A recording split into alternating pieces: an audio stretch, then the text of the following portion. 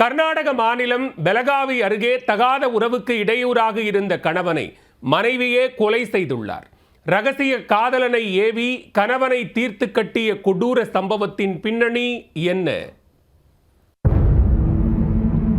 கர்நாடக மாநிலம் பெலகாவி மாவட்டத்தில் உள்ள பாவலே கல்வியைச் சேர்ந்தவர் ஆயுர்வேத சிகிச்சையாளரான அவினாஷ் அசோக். கடந்த சில நாட்களுக்கு முன்பு அவினாஷ் மர்மமான முறையில் உயிரிழந்தார். அவரது இறப்பில் சந்தேகம் இருப்பதாக ஏப்ரல் 6ஆம் தேதி திலக்வாடி காவல் நிலையத்தில் உயிரிழந்தவரின் தாயார் அளித்த புகாரின் பேரில் போலீசார் வழக்கு பதிந்து விசாரணையை தொடங்கினர். அதே நேரம் உடற்கூராய்வு முடிவில் அவினாஷின் தலையிலும் இதயத்திலும் உள்காயம் இருப்பதும் கடுமையாக தாக்கி அவரை சித்திரவதை செய்யப்பட்டதற்கான அடையாளமும் தெரிய வந்தது. அதன் மூலம் அவினாஷின் மரணம் கிட்டத்தட்ட கொலை என உறுதியானது. இதனால் விசாரணையை தீவிரப்படுத்திய போலீசாருக்கு கொலை செய்யப்பட்ட அவினாஷின் மனைவி லட்சுமி மீதே அதிக சந்தேகம் உண்டானது. காரணம், கணவரை இழந்த வருத்தமே அவரது முகத்தில் இல்லை.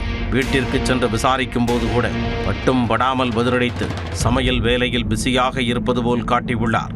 இதனால் ஓரிரு நாட்கள் காத்திருந்து லட்சுமியை காவல் நிலையம் வரவழைத்து விசாரித்தனர்.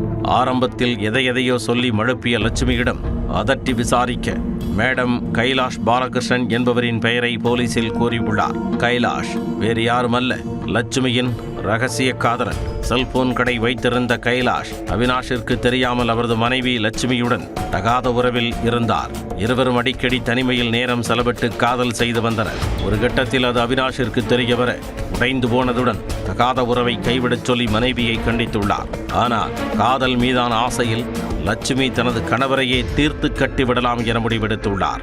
கைலாஷ் தனது சிகிச்சை மையத்தில் இருக்கும் பொழுது அங்கு சென்ற அவர் பேச்சுவார்த்தை என கூறி உள்ளே சென்றுள்ளார். அங்கு பேசிக் கொண்டிருக்கும் பொழுது திடீரென ஆக்சிஜன் சிலிண்டரால் பின்னந்தலையில் தாக்கி நெஞ்சில் குத்தி கொடூரமாக அவினாஷை கொலை செய்துள்ளார். பின்னர் காதலியை தனிமையில் சந்தித்து குஷியானவர் இனி நம் காதலை பிரிக்க யாரும் இல்லை என நிம்மதியடைந்துள்ளார். ஆனால் இறுதியில் போலீசார் விசாரணையில் இருவரும் தொக்காக சிக்கியுள்ளனர்.